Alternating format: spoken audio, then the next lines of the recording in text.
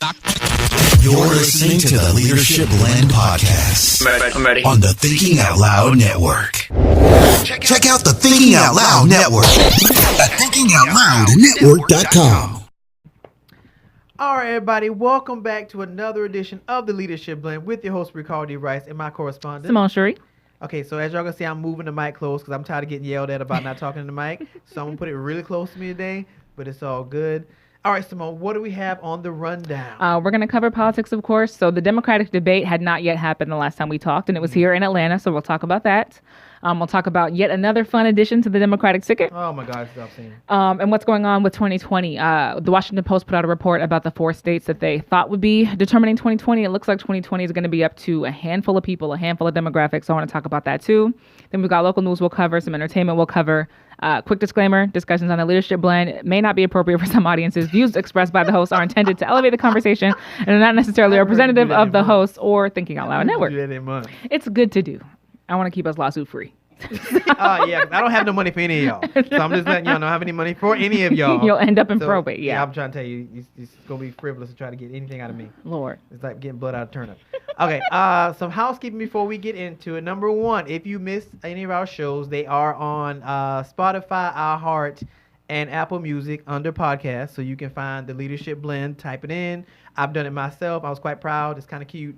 So if you missed last week's episode, and of course you can go to my YouTube channels, the Leadership Blend, to catch up on any shows as well. But if you're in the office and you just want to hear the audio, there you have it. You can go on over to iHeart, you can go over to Spotify, you can go over to Apple Music, type in the Leadership Blend under podcast, it'll come right up, and you can actually catch some of our past episodes with some great people, from Tamika Milburn to Chris Clark, who's the CEO of the Georgia Chamber of Commerce, and a host of other people. So you can find us everywhere. I keep us everywhere. And naturally, you can go to the website, ricecommunity.com. That's Rice with a W. So all those places you can find us, we're everywhere. Look, that's what we do. That's how we get down. All right, Simone. Like Visa. I'm trying to tell you, we're everywhere. Everywhere you ought want to be. So there you have it. All right. All right, cool. Simone, let's get into it. Yeah, let's talk about Mayor Bloomberg. So Mayor Bloomberg is running for office. He just announced, actually, as of this morning, it's been official, but he had paperwork filed on Friday. So he's going to be running on the Democratic ticket.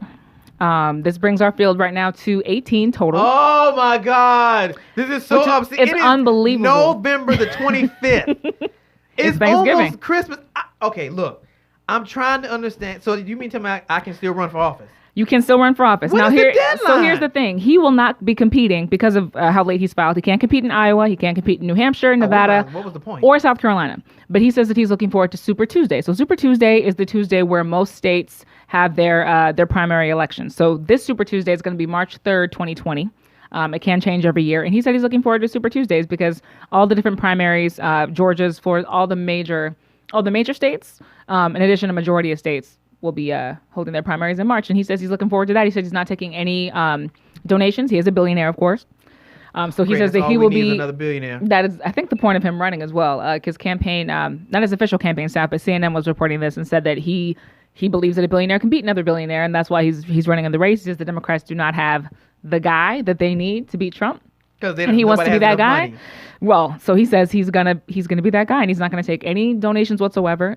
But because of this as well, he will not be able to be on the debates in the future because the debate criteria from the Democratic National Convention is that the number of fundraising dollars, the number of fundraisers, meaning individual donors, and then also where you're polling. So because he's not taking donations, he automatically is disqualified from any of the future debates. So he will literally just be running on his own. How is that a thing?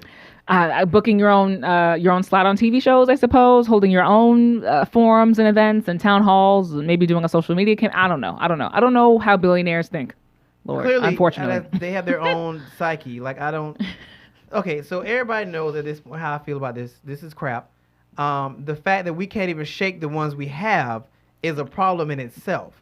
Remember, people, the goal is to get this down to like 2 or 3 people Max. At best. Yeah. Within a reasonable time, which a reasonable time is probably what, January? Yeah, December? I think one would be ideal. I think one. And again, because we're already in late November, there's less than a year to go. So we're less than a year out. I think that when we get this close, we should really have the guy, and the conversation should be about VP. It should be about who's going to go along with that ticket. Because secretly, and she think I don't know, but I know, secretly, Stacey Abrams is waiting in the wings to have You have the held out conversation. really faithfully on Stacey I'm telling Abrams. you, Stacey Abrams is not out. She's been biding time and having conversations. Stacey Abrams, shout out to your girl, love you. Stacey's sitting in the wings, waiting to find out who was the prime candidate so she can have that VP conversation. It's just what it is. Do you think it should be Stacey? It depends on who becomes the primary candidate. So what if it's Biden? Biden's still number one right now. He's still polling in the number one spot. You might not like me, but honestly, I think that if Biden, which I'm not going to lie, I hope he doesn't get it. I just don't think he can hold his weight. I think we give him too much credit, and I think that credit is unjustified. Yeah, I think people want Biden because of nostalgia. Oh my God, if we had Biden in office, he was Obama's wingman, and the wingman can be just as good as Obama was. So we bring back that feel good moment that we felt with Obama. That's what Vox said, that Obama's legacy is running. Obama's not running, but Obama's legacy is running. Which is cute, but to listen to Joe talk, it's not good. Like I didn't watch the debate, but I watched the highlights. And that whole, which we'll get into, I'm sure, that whole we keep pounding it fifth statement, when you're talking about abuse and things of that magnitude, you have to know stuff like that, not to make those kinds of connotations, not to put those kinds of wordings in the same sentence. The fact that you can't do that on the fly, and as the king of on the fly right here myself, there's certain things you have to know not to do. And the fact that he didn't know not to do that, and that's not the first instance of Joe putting his foot in his mouth. But our current climate right now, right? It's not Obama's administration. It's not a clean, polished, put together administration. So there lies in my people other point. People do say, Joe is a class act in comparison to some of the words we've heard our current president say, and he doesn't even go back and apologize and claim that he's put his foot in it. So I thought you said that we've been discussing the bar being lowered. So yeah, but that's after you've sparred with Trump, which he has yet to do. Like when you. So you don't think he ring, can hold his own weight? I do not believe he can hold his own weight. If you can't hold it with the lightweights on the stage that you're on, what do you think you're gonna do when you get in the ring with the heavyweight? Because he's gonna be going for blows. He's not pulling no punches. It's gonna be what it is, and that's what it's gonna be. And the fact that you can't spar with your what's the word I'm looking for? With his opponents, like with the other with Democrats? your opponents who are in the same field that you're in. How am I ever supposed to believe that you can go toe to toe with the man that say he was going around grabbing girls? Okay. In the JJ. Okay. Well, so what about Warren? Because I've been talking to you about Warren for a long time on the Democratic ticket. That she's got a plan for absolutely everything. She's very strong on stage. I think in terms of debates, she knows exactly. She's not easily veered off course. When I've seen people throw curveball questions at her, she's got something for that, and she's going to keep going on and get back to her point. I think that's important. I think that's a very impressive technique to be able to do. I feel like in my mind, I could see her on one side and Donald Trump on the other side, and I could see them really holding their own. Yeah, but that's the issue now, and we've talked about this before. My concern with Elizabeth Warren is, people still, whether they want to admit it or not, especially old school people who are still primary voters outside of the millennials and stuff, they have a certain perception of women. And, I'm not saying that they have to curtsy and bow down when a man walks in the room, but at the same token, you have to be able to go toe-to-toe with a certain level of elegance that I can't necessarily say that Elizabeth Warren possesses. I haven't seen it. And I think that in order to get the old school vote, she's going to have to show a certain level of decorum and still be able to spar like a dude. It's kind of that whole, which I never thought I'd be using this analogy, but I'm going to. The double standard? That's what it sounds like. I may be wrong. The whole Steve Harvey, think like a man, but something like a woman. What was it? I don't know. Think like a man, but I think that solidified my interest in women only. Something like that. I think that's what this has to be. She has to be able to think as fast as Trump, but not be as crass as Trump. And I don't know. I think Elizabeth will go in like a dude. I can't say that people will be attracted to that. I think that people will still have a certain level of elegance that's expected from her because she's still a woman. So who should it be at this point? We know what's happened with Bernie Sanders lately, right? Not saying he's still in the top 5. He's still in the top 5 to his credit. I think legacy carries you a long way. Who should it be? Because to be honest, Bernie Sanders has not given us really any moments in this campaign cycle. He is still remembered for and revered for who he presented himself to be 4 years ago and the campaign he ran 4 years ago. And that movement has grown. But I also think it may have outgrown him. Like, I think that to a certain extent, it's been taken over by younger folks, by more progressive folks.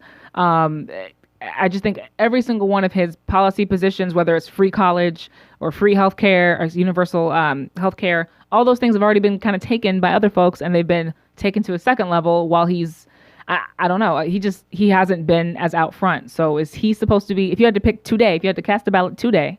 Of one or just? For one.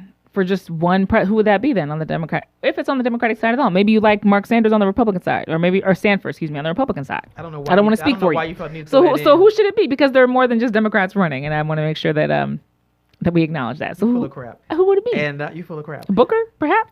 Oh my God! I can't believe you just insulted my intelligence. If I had to cast a vote today for a Democratic, the person, I'm not even gonna lie. I don't know if I'd vote. And I never thought I'd say that. I don't think there's Why wouldn't you vote at all? Huh? Why wouldn't you vote at all? I just don't know who's been worthy enough. Because as much as I love Bernie, the heart attack brought things to reality. Bernie, you might be a little too old for this job, bro. And it might be a little too stressful for you. Then you get into Biden, who I just do not feel like can hold his weight against Trump. Okay, but you're not going to vote for him so he can try to hold his weight against Trump? You might as well vote for Trump. Let me scratch that. That's scratch that. I would never not vote. So I don't want anybody to say, let me scratch that comment. I should never said that. If I had to cast a vote, at this point, it probably would be for, it would come down to Warren or Biden. I was going to say you could vote for Biden begrudgingly. But what, so here's the thing. I feel like I can write that on my ballot. So that doesn't really make me feel anything, but I can't write that on my ballot. But here's the thing, and here's what's unfortunate, is that we saw this, I think, in 2016, which is that Donald Trump did not get nearly as many votes as former President Obama did. And what really gave him that election was 2 million people staying home, 2 million plus people staying home.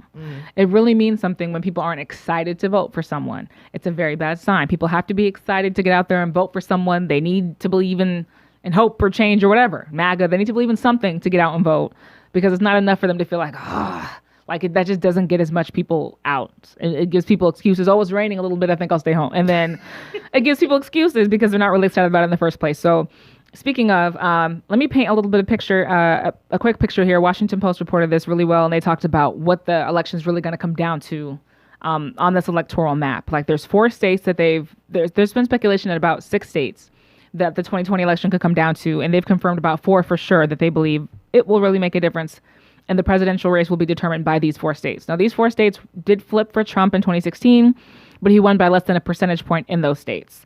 So there's Pennsylvania, Wisconsin, Florida, and Michigan. And a lot of these have been, Florida, I think people know, is a swing state. Pennsylvania, most people understand to be a swing state because there's kind of Philadelphia and then every place else. Michigan was very, very surprisingly for Trump in 2016. But because he barely flipped Michigan, I do think that that's something they think is still in play for that reason. And then again, Wisconsin. So what's funny is that they do not believe Ohio will be one of those states. And Ohio is pretty much always been considered a swing state, and that's now off the list.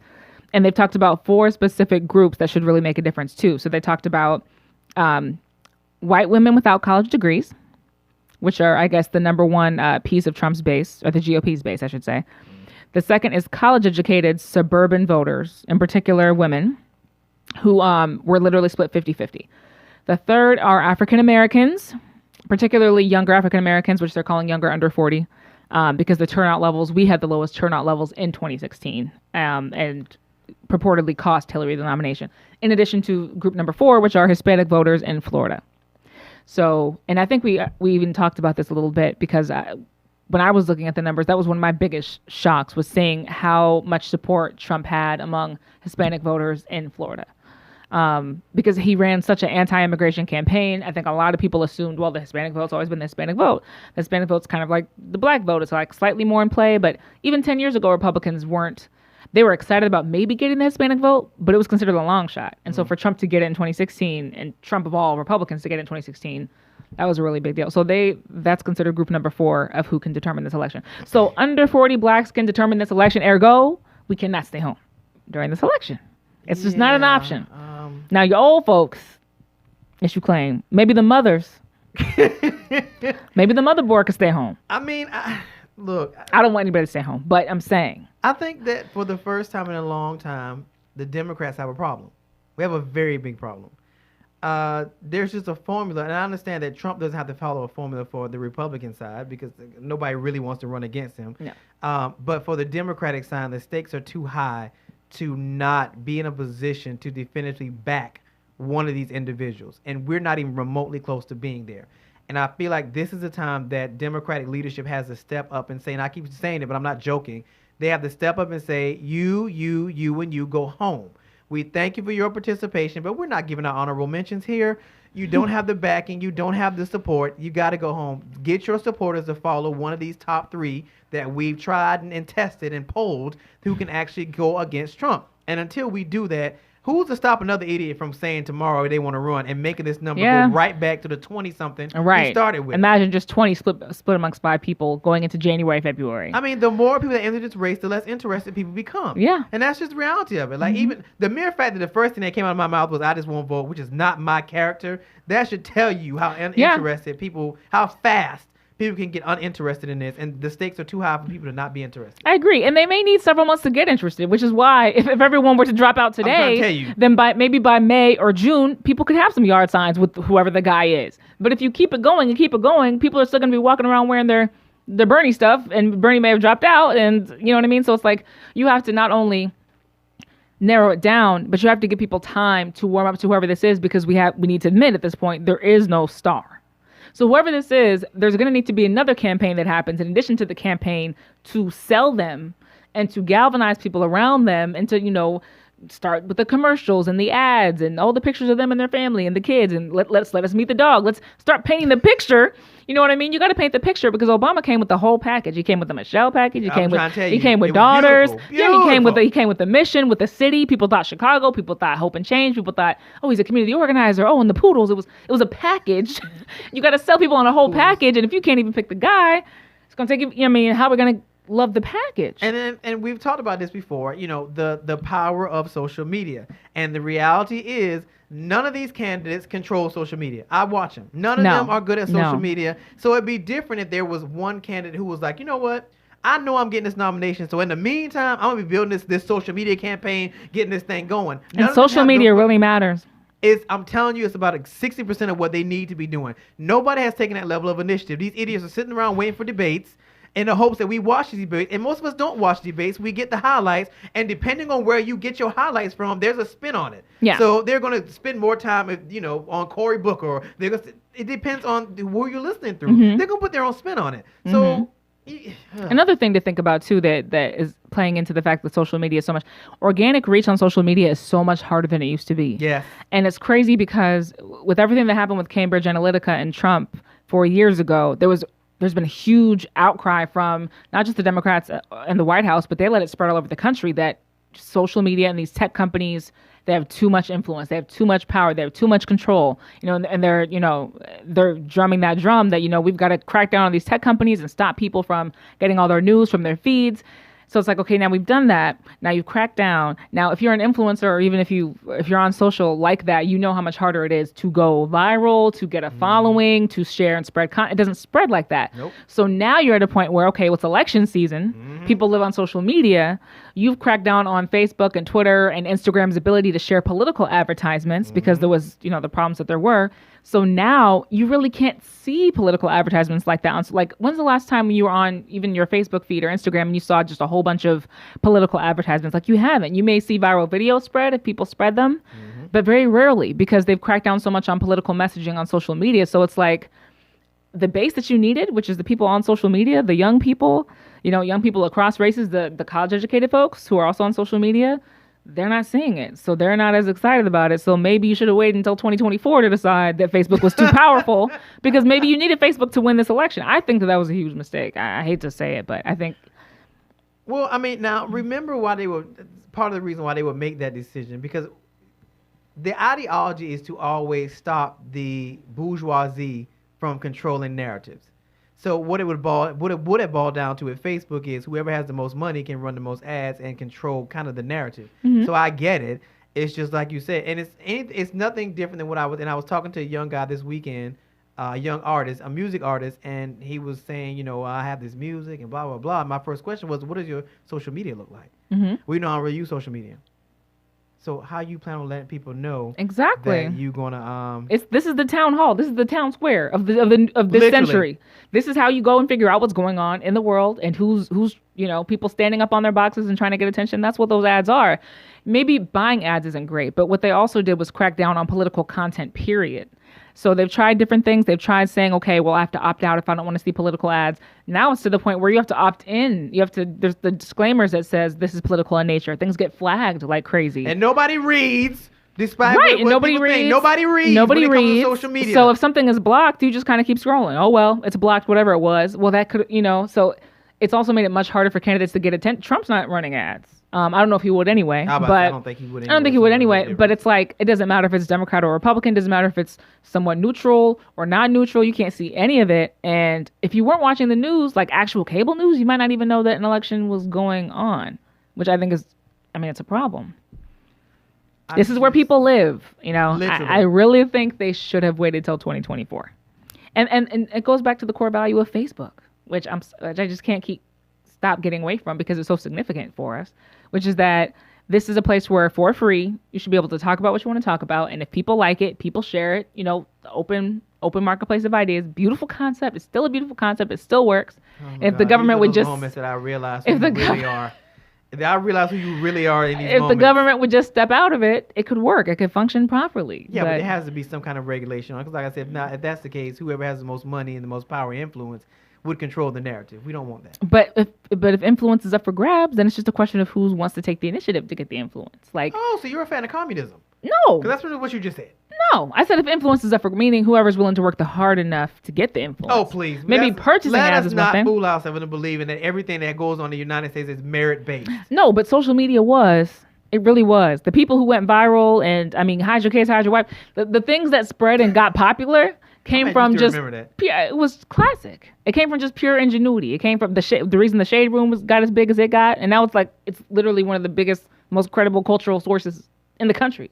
Like it's I think almost as credible as TMZ or has equal followership as TMZ. So it's like that happened because back in the day you could grow an audience just by having good content. You didn't have to spend a lot of money on advertisements. So I don't know.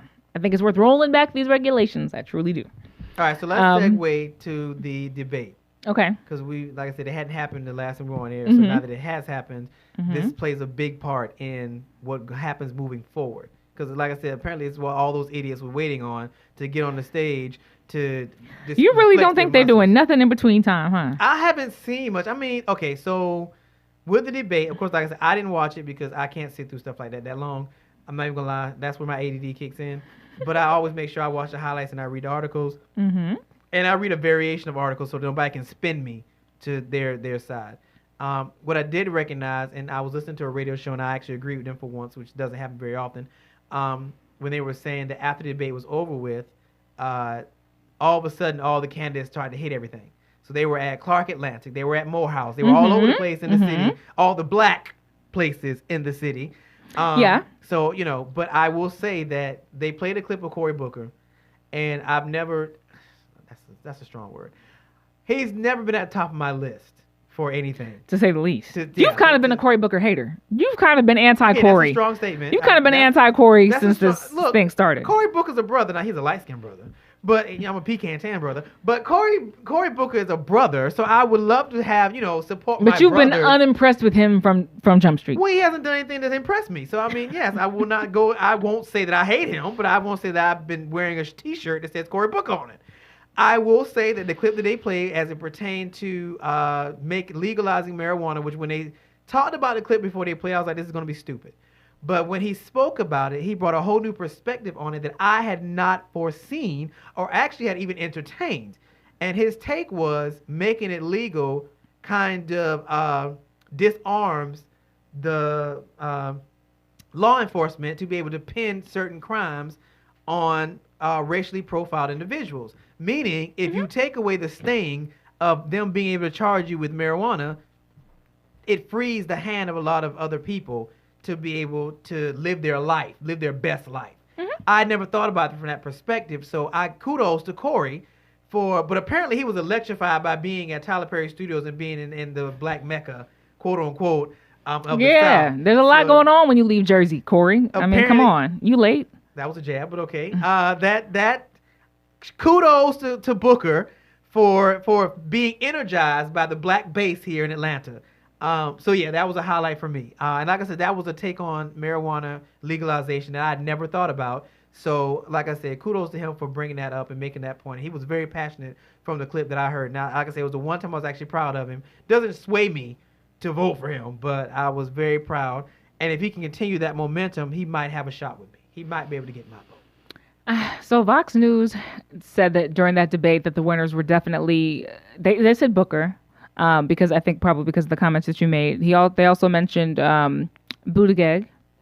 They said that he rose to the top of the polls, that he had a very good night. Which is well, right, in Iowa. Is a big deal. Mm-hmm. That's and a then very big deal. they mentioned also Warren. They said Warren had a good night as well. They said that Biden was probably the loser of all of the candidates because they mentioned that his answers were kind of long-winded. They were hard to follow. They ended abruptly. They just said these debates haven't really shown him at his best. That's what they said. No, they're showing Biden for who he is. Come on now. Let's just call Come it what on. are you. So actually, we didn't ask you. So who would you vote for if you had to vote right now? I would vote for I don't know. That's what I would vote for. If I was a Democrat, I would vote for whoever's number one, which right now is still Biden. And I would hope that he would pick Warren to be his VP. If I was a Democrat, that's why I'd be voting, because I think that he still stands the best chance against Elizabeth Warren, even if it's only for those superficial reasons that you said most people may have in their mind, which is that they want a man, and but if it has to be that, then Biden should be the person. I will say that if Biden becomes the main person, I don't think he should take Elizabeth Warren.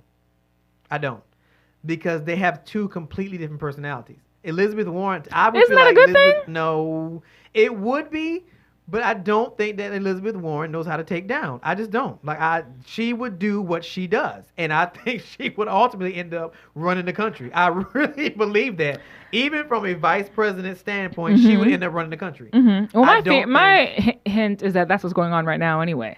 That Pence is doing a lot of the grunt work and reading the reports and reading the briefings and doing what he has to do, and that Trump is chilling. Okay, well. I think she'd be in the front. It would be, I feel like it'd be a situation of, don't worry about Biden. I got this. So airplane one, we're going to here. I feel like that's what it would be. It wouldn't be okay. Well, Biden, maybe you should. They'd be like, no, I got it. It's good. Don't worry about it. It's good. Take him back to his to the West Wing. I'll take care of this. I feel like that's what it would be.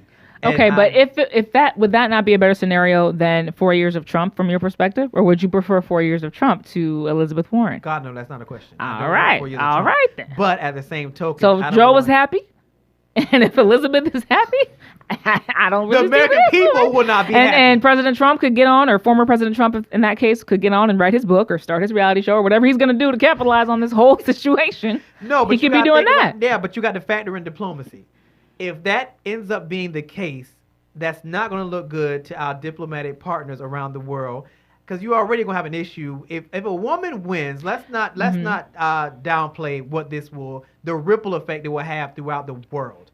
There are still countries that will not respect a woman leader, especially as a president of one of the biggest countries in the world. We have to think about that though, because Europe has been on that for a long time. So we wouldn't be the first Western democracy with it. And frankly, Trump has made a lot of enemies for us. So I think his leaving alone would potentially rebuild a lot of bridges. Yeah, but it still boils down to who comes behind him. And I don't know if a woman coming behind whatever Trump has done. I don't know. I don't. When you start thinking about all the other variables that have to get factored in, it turns into I didn't see that part, but it's something we do have to consider. So I don't know. Were there other highlights from the debate that you want to get into? No, I think that this is the end of the year debate. I don't think it pushed anybody way ahead for me. It didn't change a whole lot for me. I'm glad that they went on a slight HBCU spree after the fact. But again, I'm more looking at Super Tuesday. That's the next thing I'm looking forward to. All right. Well, we're going to take a break for a quick minute, and then we'll be back to discuss more topics and more things of interest. And trust me, today is going to get a lot more interesting before we're done. So stick around with the Leadership Blend with your host, Ricardo D. Rice. All right, everybody. We are back on the Leadership Blend with your host, Ricardo D. Rice, and my correspondent, Simone Cherie. Okay, so, we can continue that conversation. So we're going to get into something fun. Shout out to Verizon for being the bomb.com. Now, you can say whatever you want to say. I know we pay our arm and a leg. I have Verizon. We do pay our arm and leg for service. But We can go anywhere, we can talk any place, and we can do anything we want to do with our service. So I've never had a problem with it. But they just got a lot of cool points. For those that are Verizon people and did not know, if you have their unlimited plan, Verizon, y'all to pay me for this. This is a plug. Mm-hmm. But if you have the unlimited plan with Verizon, check your account under add-ons. They have gifted us with a free year subscription to Disney Plus. You get Disney Plus. You get Disney Plus. You get Disney Plus. We're so excited about that. So I just loved it. And so I've been enjoying Disney Plus. What have you been enjoying on Disney Plus? Pray tell. Honestly, with Disney Plus, there's so much on it. I still haven't gone through everything. I know I haven't. Like every time what I ultimately had to do was go to the sidebar and click on search and series, and it pulls up series, and I went A to Z, and I was like, oh my God, there's a list of other stuff from Kim Possible to DuckTales to Tailspin. Yes. Oh my God, I'm just. So you're about to get your tune on then. Yeah, I just been, It's not free for me, but I'm a Disney you sound a little salty fanatic, and so there really is no price I won't pay. Unfortunately, that's just it's true. only $6.99. That's not act like you're paying $10. Exactly. No, but everything else has been free for me. But anyway, it's definitely worth it, and I love the original movies. That is what my generation loves. In fact, they specifically said, I was reading about this, that the people most excited about Disney Plus are definitely not current day Disney folks. Yeah, it's not. It's for us. It's nostalgic. And forget y'all, and nobody cares.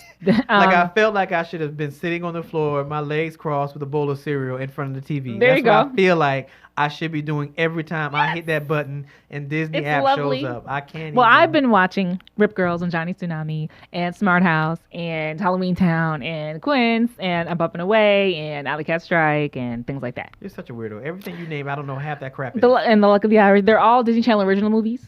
And Lizzie McGuire. And Boy Meets World. You would watch Lizzie McGuire. Oh, Lizzie McGuire. God, you would watch Lizzie McGuire. And Boy Meets World. What was the very first thing you watched? The first thing I watched was, oh my gosh, it was a movie. It was Xenon Girl, the 21st Century. But then I watched Halloween Town, and then I did watch, what was the other show that came up? It wasn't That's So Raven. It may have been actually Lizzie McGuire. That may have been the first thing that I watched. I think so. Which is just an incredible show. And the reboot is back. I'm so excited. Everybody knows the first thing you're supposed to watch on Disney Plus is Avengers Endgame. Everybody knows that. Maybe that's if 3 hours of your day. Maybe if you're spent watching a Avengers. Boy. Oh my God, it brought me so much joy. Yeah, now, we have an amen with me. I did watch DuckTales too, though, so I'm already actually on the new one or the old one? The old one.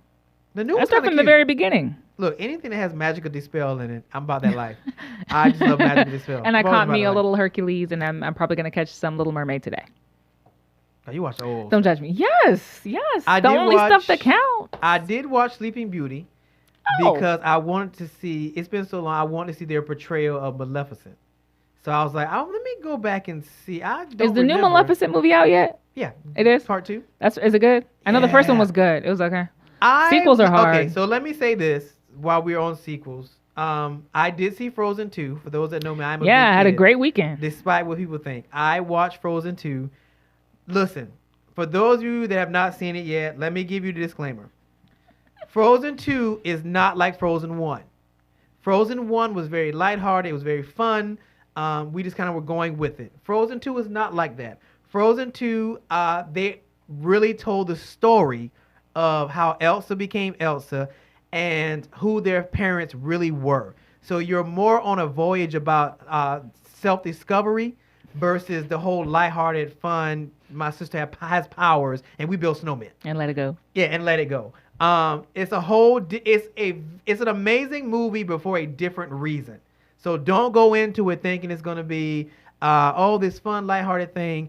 No, they have their moments, and there are some very funny moments in it because you got to have fun with Olaf. There are some very funny moments in it, but it is more about storytelling and about generations before them and what made Elsa who she is and what she is. So that's just a disclaimer. It's still a very good movie. I would definitely say go see it, but you are prone to cry. Now, I'm not to say that I did. I wouldn't say that. But it could happen. I'm sure. You have the most, I just want to say, you have the most journalistic demeanor when we talk about things like this. I felt your entire vibe and energy changes, and the precision with which you deliver what we're reporting on totally changes when we talk about anything related to Disney or comics. Have you noticed that? Have you noticed that? It is when you are the most serious. We can talk about HIV. We can talk about human trafficking. We can talk about a lot of things. But if we are talking about tunes, you have such a level of seriousness. I don't know. It's very cute. I don't know how you feel about that. It's very cute. I just think, look, we talk about serious subjects all day, every day. Yeah. So when and then you get serious about this stuff. I mean, look, I'm a cartoon. I think. I'm not broken it. Look, it's okay. No, because something happened over the weekend that I had to stand back and was like, wait, what? Okay, so over the weekend, I finally did headshots. And for those of you that follow me on Facebook, I posted a headshot for my community because I know my community is very outspoken. So, of course, almost 200 people commented because my community is very outspoken, from friends, family, associates, all that good stuff, which is what I like. I want that. So if you're not my friend on Facebook, I don't know if you can. But send me a friend request because I have 5,000 friends. So send me a friend request, Ricardo Ricky Rice. Remember my last name is spelled the W. Love to have you add you to my community because you get to see everything that I do outside of this. So I was surprised because I chose a picture. I did Slingshot. I think it's called Slingshot. Amazing. Shouts out to them. They did a really good job. So they take 50 pictures. I'm very picky. I don't like pictures. I hate sitting and being told to turn left, turn right. But I needed new headshots. Mm-hmm. So I chose one where I wasn't necessarily smiling. And I got complete grief about it. Like were you smizing? Would you say? Yeah, I thought I was smizing. I got my Tyra Banks on. But apparently it was about 70-30. The 70 liked it. The 30 was like, you're not smiling. And people that know me know I love to laugh and smile. And my uncle, who was an actor, got on me about it because he said, people like you because you have fun and you smile when you're on the air. Well, that's cool, but I can't get that to translate in a picture. That's not a selfie. I understand. Now, selfies, yes, I smile and laugh all day. But sitting in front of a desk thing and a cameraman telling me to smile is the most awkward thing I've ever done in life. So it was very hard. My uncle and my aunt chose a picture that we still talking about, going back and forth about. But it did make me go back and look at some of the pictures where I actually smiled. And I think I did find one. Mm-hmm. So we're going to scrub that, and I will put that up. So for all my friends and family that were getting on me about not smiling, I'm going to rectify that in the coming weeks. That is awesome. One of the tips I also would like to share, just so we can keep it educational, that I've also learned is that I think one of the coolest things you can do with a picture, with getting the right picture, is not to take a picture. It's to have somebody take a video of you. Have them take like a video for 30 seconds or 60 seconds and catch some smiles and catch some laughing and catch some seriousness. And it seems like that's the best way to and then you just got to scroll through and find that exact little angle where somebody's probably not going to just do that naturally. They're just not going to naturally do that. But if it's in their general motion, it is a lot of work. I'm not a photographer, but it does work for that's going to be a lot of work for social media. I mean, the objective was accomplished. I got one good picture was all I really wanted. So it is. Mm-hmm. Can we talk about freebies? Well, what? Black Friday freebies.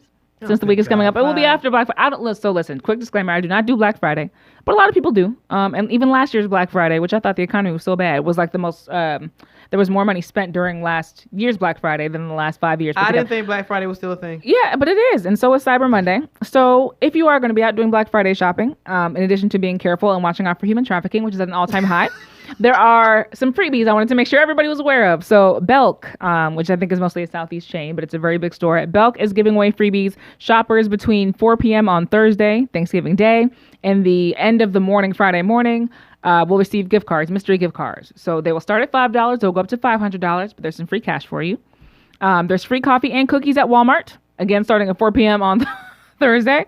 And going through to Black Friday when it ends at 6 p.m. So let me get this straight. You want me to risk my life for some cookies? I'm saying if you're going to be out and about anyway. Is there going to be coffee with those cookies? Yes, coffee and cookies where you can get free stuff. Considering how much Walmart traffic is on Black Friday, they should have been giving out something else. I don't know about cookies. They should have went a little harder. Coffee and cookies. They should have went Now, harder. if it's their bakery cookies, they're perfectly fine. Those little marketplace things that are $3 for $1, those are some of the best cookies that you'll have in a store. You are so full Moving of on, randomness. CVS, your favorite pharmacy, is giving away toothpaste, gum, and store brand Tylenol. Clearly, that's for the cashiers. Because it's going to be early in the morning. People's breath going to be stank. So clearly, that's for the cashiers. But you can also get a free 23andMe genetic DNA starter kit. So I think that may be worth your while. It is that retails for like $79.99 on a good day and up to $129.99. So go figure out your ancestry. I love seeing people's results. And finally, Office Depot Now, this is a members only freebie, but being a member is free. Go to Office Depot and you can get select Duracell batteries and Keurig coffee pods, and you can't even win a coffee maker if you go between Thanksgiving and Saturday while supplies last. I think those are great things that I think retail is clearly trying to make sure people continue to buy retail. Nobody buys retail like that anymore. People buy online. Cyber Monday is huger and huger every year, so I'm sure this is just an attempt to kind of get people in the store. I just think that Amazon broke the mold because I can find what I need from Amazon and pay. Go Amazon. I forgot said that. Jesus. Just gave you an end. Okay, yes. Great job, feel Amazon. like Amazon has broke the mold on that because anything I really want and I don't want to pay an arm and leg for, either I go to Micro Center or I go to Amazon. Micro Center if I need it right now. Amazon if I can wait a couple of days. A couple of days. So I just ordered some batteries. We're talking about Duracell. I just ordered batteries from Amazon that I'm getting today. Okay, you're lazy. I'm not ordering I'm not batteries from lazy. Amazon. They were a good deal. It was a good deal, and I'm going to get them today. Unless you ordered 500, I don't know what good deal that could possibly be. I got 20 batteries of AA and AAAs for like $11.99, which is a very good deal. Oh my God, and Prime membership, they're giving 50% off, I think, Prime membership, so now's your opportunity. So you don't have to call yourself waiting for forever. I'm not getting a Prime membership. I tried that once. Why? Because I'm not paying $12.99 because I never really I don't order stuff from Amazon like you do. No, the so value. It's not really worth it. Value. It's incredible. Actually, I left something out. So, so since we're in an entertainment type segment, God, I can't believe I'm saying this because everybody knows how I feel about this particular station. Okay, so over the weekend, I did the free trial of BET Plus. I know. Everybody knows how I feel about BET. I feel like they have dropped the ball. Well, for people who don't, yes, I feel like BET has dropped the ball tremendously. They say they're supposed to be black entertainment television. I don't think they've done anything justifiable for our community in a very long time. But I will say that BET Plus is a winner. Yes, I know. Now, how could it be? Granted, BET Plus costs more than Disney Plus and Hulu. BET Plus is $9.99. It's $10 a month. Hulu is only $5.99 and Disney Plus is $6.99. So first off, I feel Hulu's like BET not is $5.99. Oh, you must have Hulu. the basic one. Yeah, Hulu. the basic one. I'm not getting that extra crap. I feel like y'all are out of y'all league pricing wise. But I did do the free trial because the reason I did it because I really wanted to see the First Wives Club with Jill Scott. I thought it was a black adaptation of the Caucasian First Wives Club, which I love. It's not. It's a series, which I did not expect. But I didn't get to finish it because it's a series. I thought that BET Plus was only going to be a bunch of Tyler Perry plays and movies. It is not. Somehow they got their hands on some good stuff, primarily, and it's funny because I was literally saying I really want to rewatch Single Ladies, which used to be on VH1. Now, for those of you that are a little older, Single Ladies was thebomb.com when it was out. It had Stacey Dash, Lisa Ray, Queen Latifah was the executive producer. It hit hard some years ago. I thought it was 3, but apparently it's 4. Somehow, BET managed to get that on BET Plus. They had me at hello. There are Tyler Perry plays on there that I've never seen. So I spent most of the weekend watching BET Plus. So shouts out to BET Plus for doing something good. Outside of that, BET is a montage of just a bunch of randomness. I'm not even gonna lie. But I just wanted to say it is worth doing a 7-day free trial.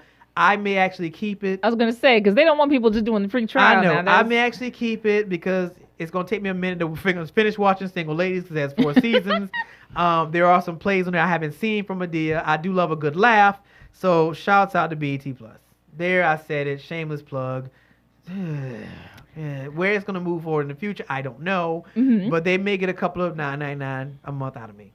I would like to make a quick recommendation before we get off this topic altogether. So I try a lot of different new shows, and I have all of the platforms, and I really love Amazon Prime and the original content that Amazon, Of course you do, 'cause Amazon is pumping out. You're a And groupie. there is a show. I'm a supporter. There's a show called The Feed, which is available on Amazon Prime. They actually adapted it from London, but it's called The Feed. It's a really great series. There's only 1 season out so far, so I like being in that position because I can see all the first season. I don't have to wait for any new episodes, but at the same time, it's like it's not already over, like all the way over. So there's going to be a second season. The Feed is basically about a time period in which we have implants, which give us listen. They give us a social media feed that you can see. So it's like everywhere you go, you can see your friend. You don't have to have a device in your hand. It's like you have a feed in your mind. And you can also communicate with people. So instead of text messaging or SMS or Facebook messaging, I could just send you a message that's right here, like telling you that my angle is this or that. It's an awesome show. And but basically the premise of the show though is that the feed gets hacked. I'm assuming by Russians, but I'm not going to give it away. I'm not giving away. It's not a spoiler. I haven't seen it. But I'm assuming it's by Russians. But essentially, the feed's in your mind, and now the feed gets hacked, and so people start spazzing out. It's a really good show, and I think it's supposedly set in the not so distant future. See, and I figure for people who like futuristic, that's why you like it. futuristic movies. You like this because you feel in your back of your head, you know that art imitates life. So you know that you feel like this is actually getting ready to happen. So you're just getting prepared. This is recon. It's kind of exciting. This is recon. It's I know you. It's exciting, and I feel like it relates to you. There's an underground movement of people who are against the feed and have gotten their implants removed, and so nobody can find them. They're like off the grid. I could definitely see you belonging to that. Okay, let me stop you there. First of all, I'm not taking anything out that you're not putting in me. So there were mandatory. Everybody's got the implant. Even little babies have little feeds. Oh my god. It's kind of awesome. So I do recommend checking that. It's on Amazon Prime. It's called The Feed. And it's starring a very, very diverse cast. Lots of black women, lots of black men, Asian Americans, lots of underrepresented groups. How about, are they people that we know in these lead roles? No, but I think that's what's great about it, because Amazon and Netflix both do a good job of putting new people on your radar, not just a whole bunch of old that you've already seen before. Although there was one recognizable face, which was Ron Weasley's dad from Harry Potter. He's the only person I recognized. I don't even know his name. So I don't either. It was a good show. It was a really, really good show. Oh, well, we have I don't know if we have a shortage amount of time left, but I did want to cover Marietta and homelessness. You're doing a documentary. Maybe you could talk about the documentary and I could refer to the story, because Marietta is considering taking in 5,000 homeless folks from New York City. The city council will be voting on it today, so I thought that was very, very important and very present. Why are you rolling your eyes? You know we have a homeless problem. They're not in my problem, so why are we going to expand that homeless problem? Well, we're not expanding it. We're just moving it, shuffling it around a little bit. Like so this is the story. It came out of the Marietta Journal. So New York City government has already adopted this amendment. They're just waiting on Marietta City Council to vote on it today. They are trying to export members of their homeless population across the country, primarily to Cobb County. So we will be getting the largest shipment, I suppose, if our council votes for it. Marietta Councilwoman Michelle. This is not books. It's a shipment. I don't know what else. That's what they called it. Was a shipment. Not books. Councilwoman Michelle Cooper Kelly wants to do something about this. According to this story, it's a program called Special One-Time Assistance. There are about 5,074 homeless families, 12,482 individuals that are supposed to be shipped across 32 states. Marietta would get the largest amount of that. Relocated. Bodies. Bodies. These are people who have been staying in shelters for at least 90 days and do not have enough income to even make partial rent. So Marietta would essentially receive these folks. I'm assuming, I'd like to say with open arms, but with your reaction, I'm not sure. We have a much lower cost of living. Where are you going to put them? They will move to the housing that's available. So, which is where? So New York City, because they want to do this, they're going to provide stipends, right? So they're splitting the group in half. People who can afford half of the rent or more out of that whole group, they're going to get a subsidy to stay in New York. The people who cannot afford even half of the rent, they're going to get a subsidy, which will help them to get an apartment here or a house or whatever else that the subsidy will let them afford. See, this is where the fine print comes in. So where? In your backyard, you're next door to you. Right next door to you is where they will be. Probably. I mean, okay. We have homeless people in Atlanta. There are lots in my point. Atlanta, okay, since you put it out there, for those who do not know, aside from my television show, my team is working on a documentary. And when I say working on a documentary, we followed a friend of the show, Erica Wright, who runs You First, nonprofit, where they actually make love bags, which consist of washcloths, toothbrushes, soap. They actually make little love bags. They go into the community and actually distribute those love bags. So it's not like they're making them and just kind of giving them to somebody to take out there. Erica personally takes these things into these communities because she's been homeless herself. So the love and the passion that she's had, if you've never seen our show, you definitely should go on the YouTube channel and watch it. She's been here twice. But the love she has for the homeless is amazing and astounding. So we followed her and actually did the work. And the stuff that I've seen is not only heart-wrenching, it's disgusting and it's scary. So we have footage of people living on the bridges. We went to visit some places that, you would think are really taking care of the homeless. And it's not that they can't. It's a matter of restraints, financial, the being overrun with so many homeless people. And we're talking about from kids to adults to the elderly. We visited one park in particular, which I can't remember where it was because we went all over the city. We went to one park in particular, and there were literally elderly people laying on the sidewalk. Now, granted, this was before it got cold, but it was sweltering outside. It was 12 o'clock, and it was already almost 100 degrees. Can you imagine your grandmother laying on a sidewalk under a tree with no water, no food, trying to survive the day, only to make it tonight to still not know where she's going to sleep? Because that was the plight of a lot of these people that we were encountering in this particular park, and that's just one scenario. And that was the thing. They were trying to survive to the night, only to not know where they're going to sleep at night, because most of the shelters do not offer overnight stays. So there's only so many beds, so they can have services during the day. But well, apparently the bigger issue is they closed down one of the biggest homeless shelters in the city. Can't remember the name off the top of my head, but they closed it down, and I guess they had enough beds for about 500. Well, now that no longer exists.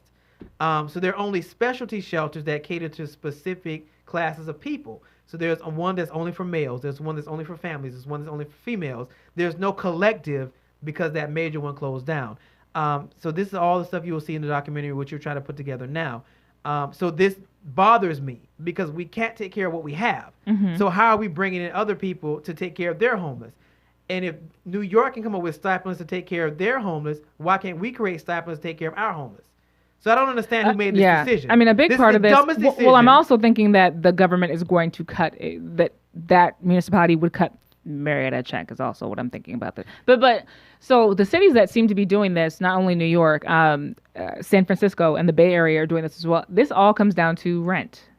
It's got to be the number one cause behind homelessness at this point is the cost of rent. It used to be drugs. We used to talk a lot about that. We used to talk about mental illness, and those are still those are big correlating factors between the people who are homeless. I don't know if one comes before the other or not, but the cost of rent is really changing that. It's becoming like the number one cause of homelessness because rent is just too high. It's just too high. Well, the problem is that, and it's like the cost of living continues to go up, but wages don't seem to be going up. Well, yeah. Hence the $15. Thank you, Bernie the Burnster. Thank you, Jeff Bezos. Jeff Bezos. But even with that, by the time the $15 kicks into effect, the cost of living, I'm sure, would have gone up again on something. That is true. We're behind times with the wage gap. Like, it's great that we've gone to 15, but the cost of living is now almost at $20 an hour. You have to make almost $20 an hour just to survive. Yeah, they said it's $24 an hour for anyone with a child. If you have even one child, $24 an hour is the cost of living. So we did the math the other day because I was meeting with the team and we were trying to paint this picture better, because the point of the documentary is for everybody to stop pointing fingers. Because everybody keeps wanting to say, well, it's government. And government wants to say, well, no, we're giving the money to the nonprofits. They're just not distributing it. And the nonprofit is going, no, we're distributing what you're giving us, but it's not enough to cover all the homeless people that keep coming to our doors. So the point of the documentary is for everybody to stop pointing fingers and say, no, you, and you. There's a gap between what you're doing. And nobody is recognizing that there's a gap. So I gave the kids an example. And I said, okay, let's break down the average wage. So if you're bringing in, let's say, $2,000 a month. That's a nice, clean number. So you're bringing in $2,000 a month. Your rent is probably anywhere, depending on we'll say you're single. So your rent is probably about $1,000 to $1,100 baseline for decent. That wiped away what do we say, 2,000? You're left with 1,000. If you have a car note, your car note is probably anywhere from 300 to 400. We'll say 350 to be fair. So that wipes away what we down to, about six something. We're down about. We'd be down to 650 without insurance or gas or anything. Which we got to get into. Your insurance, depending on whether you're male or female, is probably going to run you what, 200? We'll say 200. Where we at now? Let's just say 100. No, you're not getting it for no 100. Let's just say 100. You're not getting it for 100. Stop with the Look, I'm looking at what the budget is left. Okay, the budget you're giving me is making me nervous, so we think insurance is going to be 100. We're going to make it plain. So, okay, no. I'm going to say you can't have $100 insurance. It's not in the budget. Because if you have a car that's a new car, you have to have, you can't just have liability. Anything outside liability is going to run you about $150 to $200. So your insurance is probably going to be about $200. So subtract that from where we were. We at what, 4 something? Now we're at $450-ish. All right. So that's your car. That's your insurance. Gas? Gas for your car. Most people commute. So you're looking at about $100 a week. No, a week. My God. No. If you depend on where you live. Okay. A week? Depending on where you live. Okay, let's just make sure the food and the phone is in there. Food and phone and an emergency phone. Your cell phone is going to run you at least, well, that gets iffy. If you want really good service, you're going to have to go to one of the top providers. You can't have really good service with this budget. I'm just saying, I'll let you know right now. You're going to have to, your cell phone bill is probably going to run you about, on the lower side, the lowest, for good service, 100. Fair? Fair, about 100. Go ahead. Subtract that. So now we're at 350. You're at $350. That's your cell phone, your car, Do your we need insurance, food? your apartment. We ain't even got there yet. We still got to cover the gas. Mm-hmm. So what's the number we at Just now? take no 350. We said let's just say 350. Let's just say 350. That's what we left at? Did that cover gas? Yes. Okay, so you're at Let's just 350. say. That's covering gas. Mhm. So you got 350. You got to eat. On the lower side, If you're frugal, maybe 2 to 250, you can do it. You can do it between 2 and 250. You can we're do talking it. about a month now. So that's A month. all right. So subtract that out. We were left with what? $100. $100. Now, you're left with $100. The electricity. We ain't even got to utilities. We ain't even touch utilities. That's just, and mind you, that's just the necessities. And we're talking about a month. So we're down to $100. That does not include utilities, which is depending on where you live, because I lived in an apartment that had gas and electric. That's two separate bills. Mm-hmm. Those two together were $150. I don't even have to go any farther. You already in the whole $50. All right. Heaven forbid you want to have a life. You're not going out. You're not going to a movie. You can't even catch a matinee. And don't you dare get sick or let any of those tires go flat. Everything must be in tip-top. But here's the thing. There are ways I could poke holes in this. I won't. I want you to. Go ahead and poke holes in this. All right. Well, you don't need to be living alone. Point blank, period. That's a luxury. Well, if you're an don't live adult, alone. I'm 40. I don't want to live with somebody. Well, you're 40. Not make $2,000 a month. Can't do it. Okay, so I'm going to need you to get a let's roommate. spin on this because now the new thing is everybody wants to get a house. So let's swap that out for a mortgage. Now, What you talking about? What? Hold on. No. people going You out already of upgrading a lifestyle that is insufficient. I'm just saying, talking downsizing. I'm just saying, but people feel like getting a house is a downsize because they swear a mortgage is less than apartment rent. Who can get a house? I'm telling you what I'm seeing. So now let's swap out. Let's say people say, well, if I get a house, it's going to be cheaper. On the front end, you could be right because your mortgage may be $600 or $700.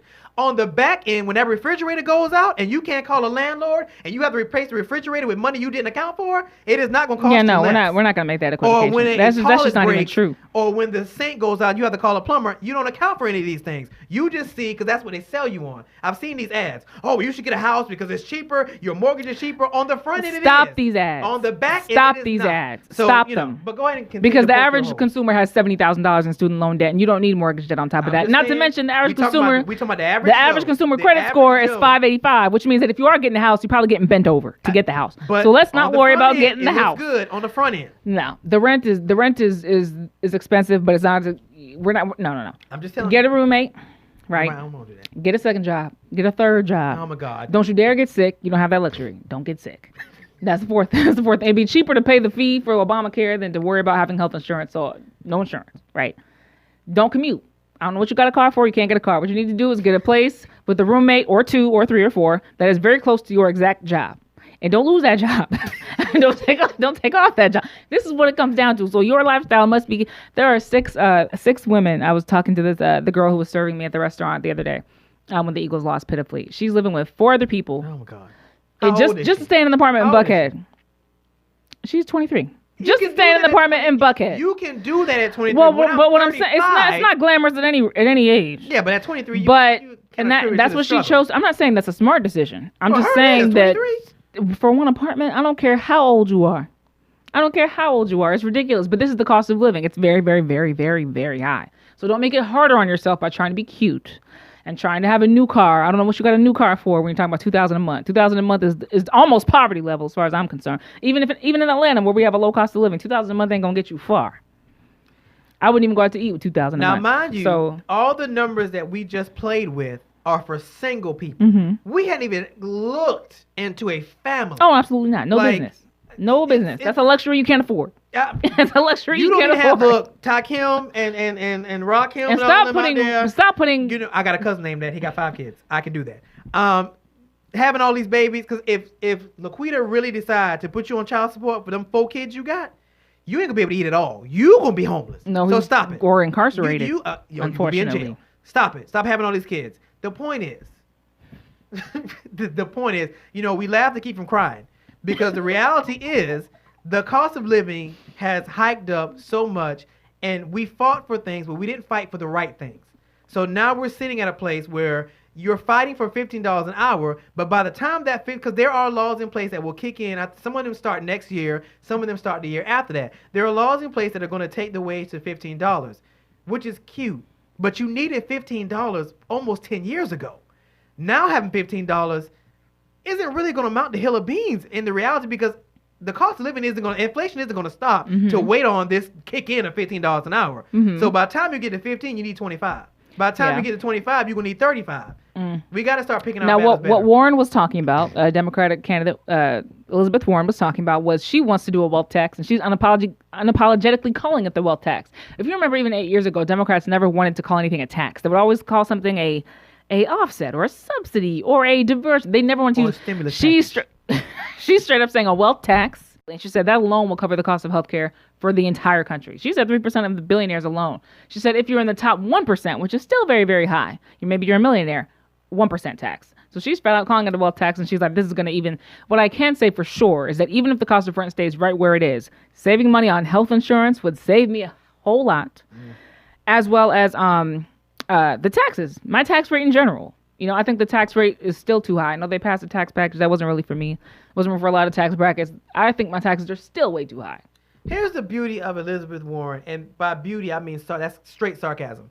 So you really believe that the wealthy are just going to lay down? It's not about laying down. It's about the law. You don't have a choice. Again, you think they're not going to get some extra lobbyists in there to fight this bad boy tooth and nail? You won't be lobbying her. You won't be lobbying her. By the time she get this passed, she'll be out of office. If she ever gets this passed. This is what she is running on. Every politician says that. Oh, we're just going to get the wealthy, because if we can get the wealthy to do it, then they'll take care of everybody else. And the wealthy goes, ha, ha, ha, ha. That's not happening. But they have paid more than they used to pay. I mean, Donald Trump's tax reform did really put a lot of money back in their pockets. So they were coughing out a lot more than they used to cough out. That's for sure. It boils down to people. And she's also talking about universal pay, which makes a bit with healthcare and health insurance. That'll make a big difference too. The insurance industries are probably the biggest winners in this economy, period. Absolutely. Hands down, absolutely. So that would change a lot. It boils down to, and these are the moments that the middle class has to understand the importance of staying on your representation in your local government. Thank you. These when we talk about these kind of scenarios, they make the difference. Because what's important to you should be important to them. And oftentimes that's not the case. Because remember, they get a nice little paycheck. $174,000. With $300 food budgets. $30,000 furniture budget. I think it's a week. We talked about that some months ago. Yes. Ooh, that made me mad just thinking about it. So, $174,000 these senators get. And they're only in session 9 months a year. Max, they're off for all the holidays. Not dirty work. I'm just saying. I just can't stand. We sit around and wait for the presidential election, but that does not hit you as fast as your local elections. Yep. So when we talk about these kinds of things, these are the variables that are not accounted for. Your fat cat sitting up in the state house getting a fat check with a $300 a week stipend for food.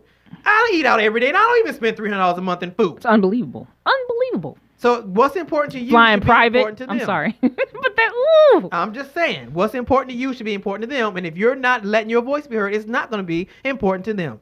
So I'm just saying. Very true. But I digress. Now, that segues us to one of the other articles that I was reading about unions. Oh, God. And that pair... Oh, my God. This is what... Oh, my God. You're such a... It's okay. We can be on opposite sides. You're such Go an ahead. elitist. You're such with your pro-union rant. You're such an elitist. Now, this story ties in to another story. When I was reading, I was like, wow, this is quite interesting. Okay, so for those that do not know, United Auto Workers, people who work in for GM and places like that, those places still exist. Yes, they still exist. They have been undergoing negotiations because they still have a union, one of the very biggest unions in the world, or in the country, I'll say, one of the last remaining few unions in the country, about their union workers. Now, here's the problem that I have that you get scared about when it comes to unions. Now, the ideology of a union is to create kind of I'll say family that in essence supposed to have a leadership that looks out for the individuals that are a part of the union. A legal team. So, yeah, pretty much a legal team. They're supposed to provide the members with legal advice. They make sure that you are getting a fair, workable wage. That's kind of the purpose of a union. So to find out that the leadership in a union is stealing from you is not only a problem and disgusting, I want somebody beheaded. So apparently the president of the United Auto Workers Union, Gary Jones, has been expelled from the union because he has allegations of bribery, misuse of union funds. Not only is he almost trying to be indicted, 10 other people have pleaded guilty to federal criminal charges surrounding this particular scandal. Jones is not facing criminal charges, but some charges pending involve bribes paid to union officials by executives at Fiat Chrysler. And now, fellow automaker GM is suing Fiat Chrysler, saying the latter engaged in corrupt bargaining with UAW. Fiat Chrysler called the charges in the suit meritless and will fight them in court. But if you recall, the UAW, which is United Auto Workers, recently waged a 6-week strike at GM that cost the automaker an estimated $6.9 billion. Jeez. Yeah. Here's the thing. Try saying all that twice. I hope that the charges are meritless, because if they're not meritless, I don't know why he's not facing criminal charges. I don't know why these presidents and CEOs and government officials always end up in trouble but never facing criminal charges. Why do they end up sued? Why do they end up spending money? Why aren't they behind bars? But here's the funny thing. It's a culture thing, because we have this same talk when we talk about R. Kelly. Why is R. Kelly the only person getting his butt kicked? Actually, it's kind of the opposite now I think about it. Why is R. Kelly getting his butt kicked when all those other fools said in that documentary and admitted that they brought the kids to him? Why is he the only person being taken down? So you're saying that the president has the complexion for the protection is what you're saying. That's why. Wait, that's what? why. You're saying this president has the complexion for the protection? Is that why? That's not what I was saying, but that's a nice way I'm to go with asking. it. I'm asking. That's a nice way to go with it. Well, we don't know what color he is, though. We don't know if Mr. Jones is I Caucasian. thought you knew he was Caucasian. No, in the I, news that's article, not, there's that no wasn't picture. the basis of my story, so I don't know if he's Caucasian. Well, maybe or not. he is Caucasian, because I'm sure they would have said he was black if he was. So I'm going to presume that unless otherwise said. It's very possible. Yeah.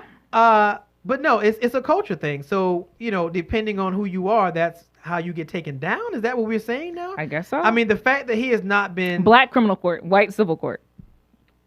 That hurt my heart to say. But didn't that seem like the truth? Well, now here, look, we're having to account for a new kind of court that has never carried as much weight as it does now, and that is the court of public opinion.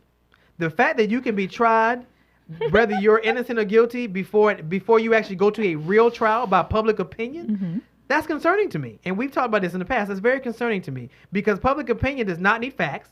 It does not need, journalistic instinct. And it has no mercy. Yeah, it has no mercy. You can be tried and true in the court of public opinions, and your whole livelihood be wiped away. Oh, yeah. When you can go to a real court and be found innocent.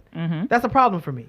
I agree. Now, I presented this particular story because, it parallels to where we're going with Lyft and Uber drivers, because the talk has been that Lyft and Uber needs a union. Now, somebody who does part-time for both of them, I'm actually starting to agree with that, because the stunts that they have been pulling, Ricardo. I'm just saying, the stunts that they have been pulling with Lyft and Uber drivers has become egregious. From everything to cutting down the mileage for these individuals, to cutting down their takeaways to these individuals.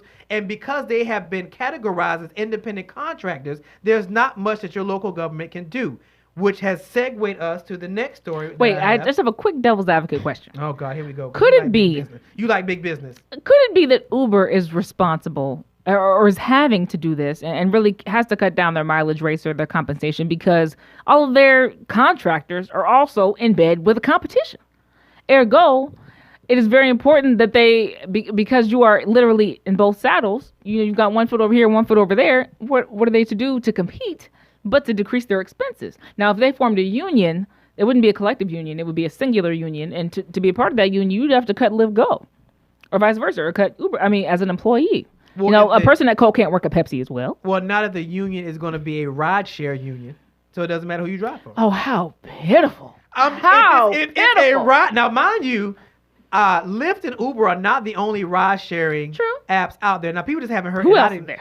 I can't remember off the top of my head, but I've seen them. There's some new ones popping up. The Bird? They're just not as popular. No. That's a scooter. No, that's a scooter. I saw an ad for a rideshare company. I forgot what it's called. But they do, you can franchise into it. And they do like a van that you get the name. It's a European company that's trying to come over here. You get the name. And it's kind of like a van limousine type debacle, but it's still rideshare because you're still picking folks up and so on and so forth. So there are other rideshare companies out there. They're just not nearly as popular. And as far as to my cutting down mileage and stuff, remember at the core, people are driving for Lyft and Uber because it provides flexibility. You can get paid every day and things of that magnitude. Sounds like contracting to me.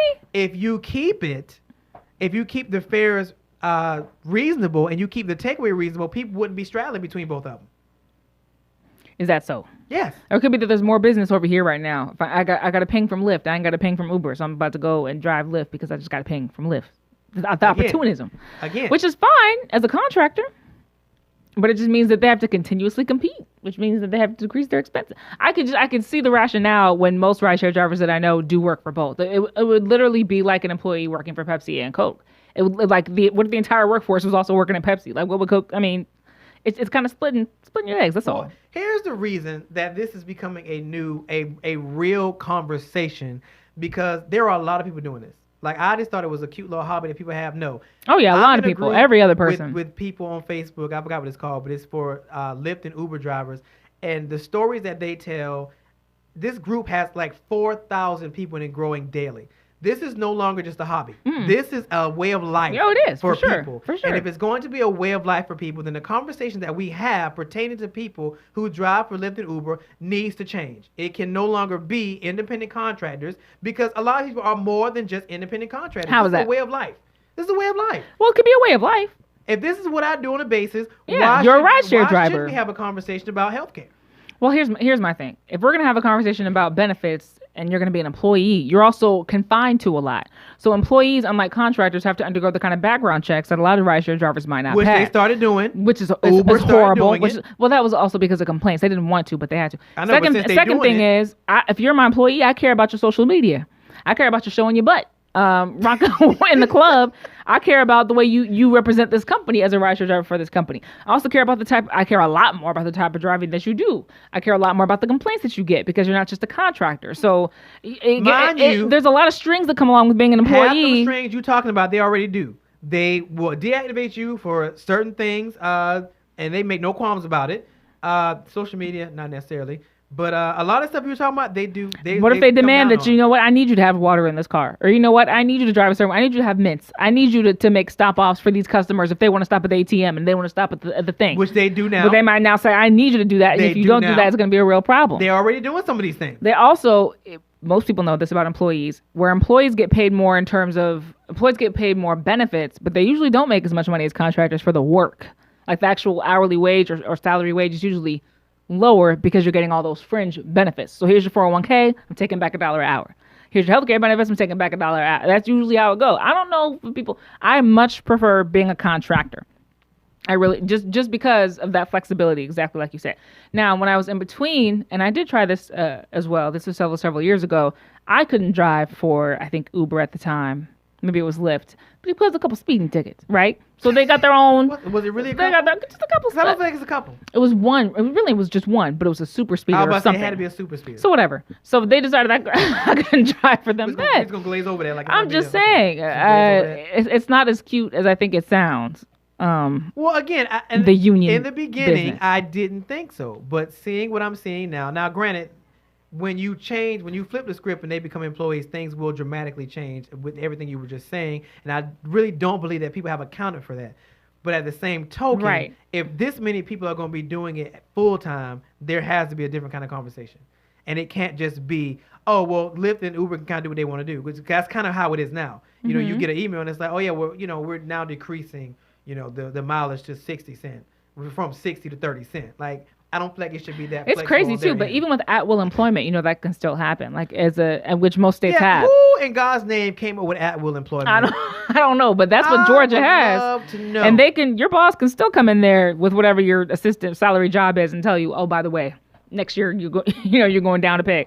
They still can. So I would love to know. It is kind of it does sound kind of crazy because that's kind of contracting. You know what I mean? It's like if it's at will, then why am I? You know what I mean? There's usually it makes sense that if I'm an employee, there's some level of a tie, then the tie should go both ways. It shouldn't just go one way. You tied here, and I have no ties at all. I can fire you in the morning. I can fire you after my Cheerios if I feel like it. That's kind of crazy. In essence, that's kind of what the law says. Like, yeah, they don't have to give you a reason. There's They nothing can be like, you at all eat you my can Wheaties do today, so you're fired. Like it doesn't. And again, I tell folks there's a difference between what's enforced and what's written. Right. So because I heard somebody say the other day, well, I got fired. Do you work in Georgia? Yeah, I'm gonna fight it. How? This is at-will thing. What are you gonna say? Well, they didn't give me a reason. Were you that unsympathetic? Were you that unsympathetic when they were talking to you about being fired? Look, I'm a realist. And, listen to their conversation. I was like, oh, that's cute. No, you don't have a case, sweetie. Well, I'm going to fight it. Oh, they didn't give me a reason. They don't have to. No. Well, that's the law. No, the law is at will. Yeah. Meaning they don't have you to may give want me to a go out reason. to California, Oregon, or Washington. Now, if you feel you have some sort of discrimination suit, and here's what I learned this practice when I was 21 years old. There's no employment I've ever had that I haven't built a legal case around if I ever need to. Thank God. Well, in one case, I may need to. In most cases, I've never needed to. But emails, phone calls, every conversation I've ever had with the boss, I've had my recorder on. For everything I may need Y'all heard that, to, so if you ever hire Simone, I you better mean know it. she I records have a everything. case where I keep Everything. everything. I don't care what technology I was using. I uploaded it to my cloud because I wanted the record. Every compliment I got from a client, I forwarded it to myself. What? So that if I was ever having to stand in court and they claimed that I wasn't a good employee, I could sit here and say, well, actually, I've got 20 clients right here who said I was a great employee. Well, actually, these were my numbers from. I keep you have to. I trust no one. That's why I prefer to be a contractor. I can't trust you. I call you. You call me an employee. You get my whole, no overtime pay, right? So you get my whole life, my whole soul, right? I can't post on Twitter what I want because it's a reflection of the. I basically become, you know what? So I need an arsenal. I need evidence right here. So every conversation I ever have with the supervisor, I got it recorded. For my future attorney. Okay, so should never go there. Simone is ridiculous. But there's another. It's a good idea, people. It's a good idea. In New Jersey, Uber was fined $649 million for saying drivers aren't employees. So this discussion about independent contractors versus employees is becoming a serious conversation. That's crazy. So for all the individuals who are driving for Uber and Lyft, and they are talking about unionizing and all this stuff, do your research. It has its pluses, it has its minuses. But I think that we do need to have the conversation about what is an independent contractor as it pertains to rideshare versus an employee. And I do believe that there should be some kind of unionization for rideshare at this point because too many people are doing it full time. And I will say, as somebody who does it part time, it does come in very handy. But I do know a lot of people that do it full time, and it's the way they live. And I don't think when people are depending on your company to make ends meet or as their bread and butter, that you should be able to just play by your own rules with very limited, and I'll say local government, very limited local government guidelines. That's where I stand on it. But that's just me. That's fair. That's very fair. And then somebody just pulled out of Georgia. One of those the scooter companies is Was it pulling Bird? out. Is it Bird? I don't know if it's Bird. I know that they just had to pull out of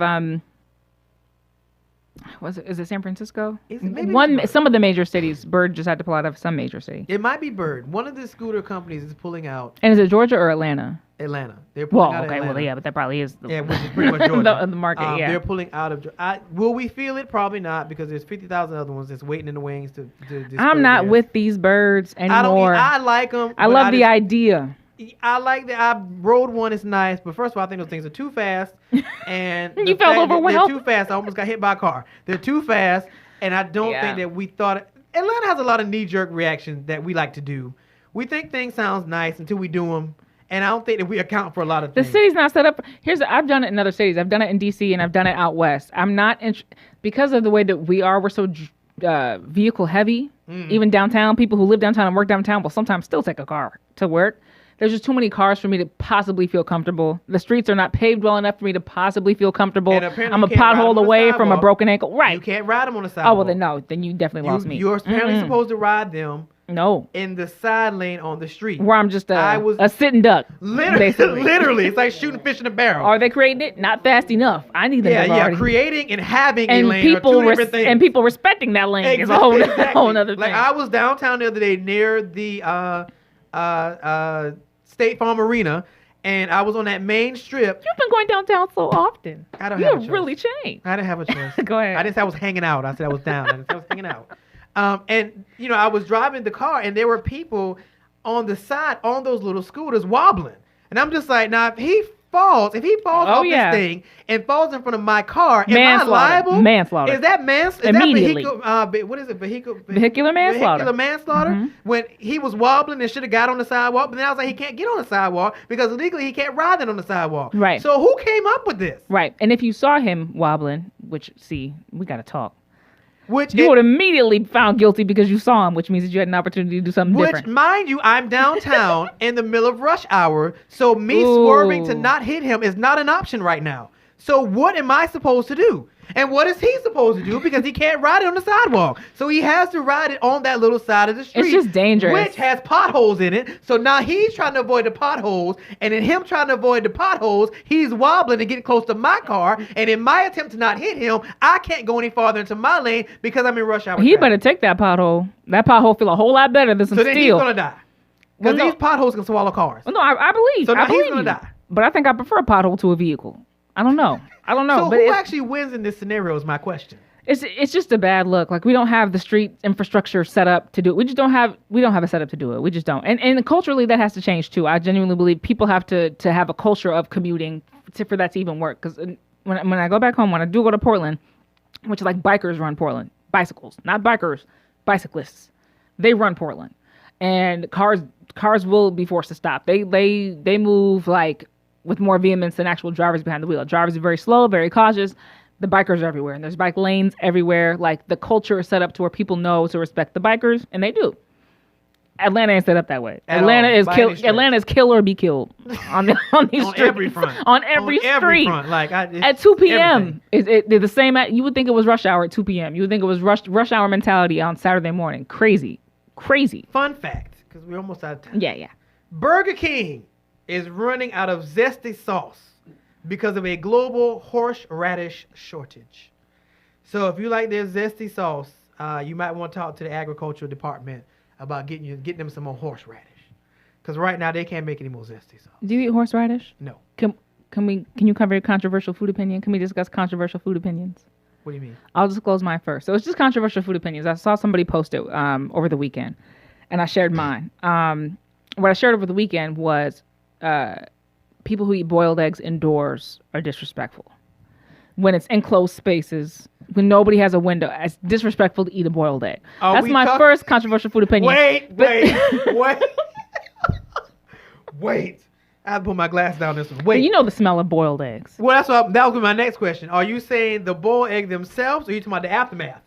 It's current. It's as you cook, as you're boiling an egg, the smell begins to emerge, and it's unacceptable to eat those in an enclosed space. There was somebody in London was eating one on a train, and it actually led to a physical altercation because a train, you can't open a door on like a train. I mean, it's an egg. Boiled eggs. So you brought me to my second one, which is I don't eat condiments. They're repulsive to me. So I would love to hear one of your controversial food, horseradish or otherwise. So no ketchup, no mustard, no mayonnaise. No. You don't need to be raising kids. No. I'm just telling you up front. You don't need to be raising kids. I'm not saying I don't serve it. My wife eats. I have condiments in my home. I just can't possibly digest anything like that. But go ahead. Do you have a problem with touching that kind of stuff? Like, if ketchup gets I have to. you're like, oh my I have God. to when I wash the dishes. That's what women have to do. Yeah, a lot of stuff we don't want to do. But are you disgruntled while you're doing it? Yes, I'm disgruntled during a lot of domestic duty. Disgruntled me. P. But that's what she is for. Now, oh my God. I want to hear one of your controversial food opinions.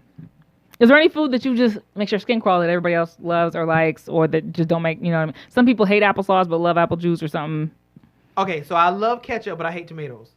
The thought of somebody eating a tomato is disgusting, but I love ketchup. Like, I cannot eat anything without ketchup. And the disappointing thing about getting older is you can't eat certain things that you love. So now that I have acid reflux, you can't eat ketchup? I mean, I can, but I can't go at it like I used to. Like, I would smother ketchup must have the lowest acidity of all condiments. It's not salsa. Depending on the day. Well, yeah. Depending on the day of the week, ketchup? Me and ketchup we can't see eye to eye. Now, it's not as bad as marinara sauce, which is my other problem because I love pizza. Pizza is my favorite food. And I can eat a whole pizza by myself and do. And that was cute when I was 20. Mm-hmm. But trying to devour a whole pizza now that has a lot of marinara sauce on it, I'm going to be belly up and miserable the hour after I do it. Not belly up. Belly up and miserable the hour after I do it. Lord. So I hate tomatoes but love ketchup. That's crazy. I love tomatoes. Tomatoes are disgusting. I hate salad. The thought of eating a salad and it crunching in my mouth is disgusting. Are you a kid? Huh? You talking about pizza and french fries and you hate salad. Are you a kid? I eat like a kid. I've told you this. I eat like a kid. Like, I'm not a foodie by any stretch of the imagination. You need to experience incarceration. Ma'am. What I'm saying is, if you've ever been deprived of vegetables, actual living food, God's food, you would love vegetables. Which honestly, I'm not gonna lie. When the zombie apocalypse happens, I'm in trouble because I'm gonna have to scourge You have no survival skills at all. I don't know how to live off the land, which is funny considering I'm from the country, the real country. And the only thing that will survive a nuclear holocaust will probably be canned goods. And canned goods are not going to have hot dogs in it. They're not going to have pizza in it. No. So I'm going to be forced to eat stuff Do you own a that I firearm? don't normally eat. No, but I have a trouble. sword that I plan on using for the zombie apocalypse like Michonne. That's memorable. The only way to survive is to cut off heads. That's your comic book memorabilia. I'm just telling you. That's the only way to survive a nuclear holocaust. And when it comes to zombies, is to have a machete or a sword. So I have both of those. I can't. But yeah, having a gun for the zombie apocalypse is not going to do you any good because unless you shoot them in the head, and you can run out of bullets and make a bunch of noise to bring more walkers. So yeah, you need to be able to just cut off heads. So that's for those of you who don't know. There's your tip for today. But you don't get nothing else from today's show. You learn how to survive a zombie holocaust. Don't get you a gun because you're not gonna be able to use it because it's gonna echo and the sound is gonna bring other walkers. So you have to learn how to use a machete, maybe a knife or a sword because the only thing you can do is cut off their heads in silence. So there's a tip for today. We are out of time. Any parting thoughts that you may have? No, wait till I ask what Bible you read. We'll get to that later. I don't know what Bible you read. That's not in the book. It's not a coincidence. That's not in the book. It's not a coincidence that The Walking Dead is one of the top shows all the time, and they're creating spin-offs about walkers. I've seen 15 movies about zombies. That's not a coincidence. They're preparing you for the future. We are out of time. Thank you for listening to the Leadership Blend with your host, Ricardo D. Rice. You're listening to the Leadership Blend podcast. I'm ready. On the Thinking Out Loud Network. Check out the Thinking Out Loud Network at thinkingoutloudnetwork.com.